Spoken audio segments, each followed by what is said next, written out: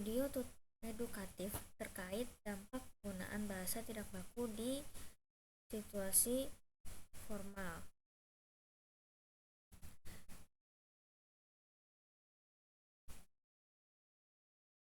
Di sini ada pengertian bahasa baku.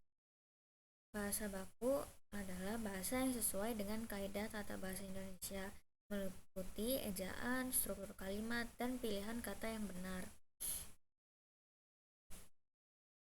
Nah, bahasa baku ini digunakan dalam situasi resmi seperti sekolah, perkantoran, pidato, surat, dan karya tulis ilmiah. Kemudian ada pengertian bahasa tidak baku. Bahasa tidak baku ini bahasa yang tidak mengikuti kaidah bahasa Indonesia secara resmi. Umumnya digunakan dalam situasi santai atau non-formal, seperti berbicara dengan teman, keluarga, atau di media sosial.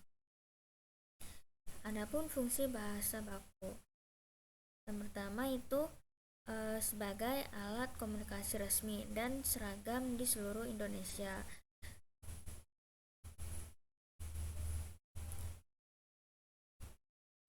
Sehingga memiliki pemahaman yang sama terhadap makna kata.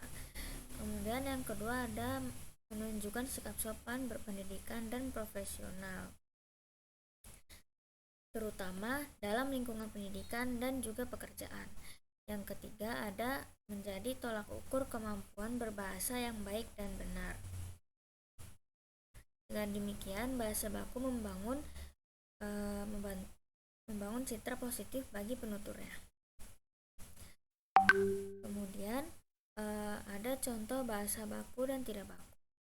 Di sini bahasa bakunya saya tidak setuju dengan pendapat tersebut. Untuk bahasa yang tidak bakunya, aku nggak setuju sama pendapat itu. Kemudian ada perbedaan bahasa baku dan tidak baku. Dari segi aspek situasinya, bahasa baku itu secara resmi atau formal, seperti di akademik dan profesional. Kalau bahasa tidak baku itu di situasi yang non formal, yang dimana situasi tersebut itu santai dan sehari-hari. Untuk aspek kaidah bahasa baku itu sesuai dengan PUB dan tata bahasa Indonesia. Bahasa tidak baku itu tidak mengikuti kaidah baku. Kemudian aspek dari kesan yang ditimbulkannya itu untuk bahasa baku itu sopan dan profesional. Untuk bahasa yang tidak baku itu akrab, santai, tetapi tidak formal. Dan aspek tujuan komunikasinya, untuk bahasa baku itu menyampaikan makna dengan jelas dan seragam.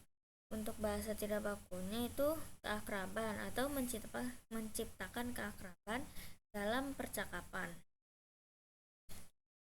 Perbedaan ini juga menunjukkan bahwa bahasa baku lebih tepat digunakan dalam konteks formal karena memberikan kejelasan dan juga keseragaman makna. Sebaliknya, bahasa tidak baku lebih cocok untuk percakapan santai.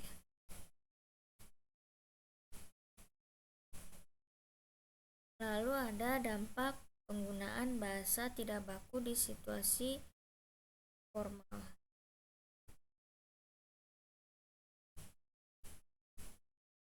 Yang pertama itu dapat menurunkan wibawa dan profesionalitas, sehingga terlihat tidak sopan dan kurang menghargai lawan bicaranya, dan tidak memahami etika berbahasa. Yang kedua itu menimbulkan salah paham. Bahasa yang tidak baku seringkali mengandung kata-kata ambigu atau hanya dimengerti oleh kelompok tertentu, sehingga pesan bisa disalahartikan. Yang ketiga, ada menghambat komunikasi resmi. Penggunaan bahasa yang tidak baku itu dapat menyebabkan kesalahan administratif atau makna yang tidak tepat.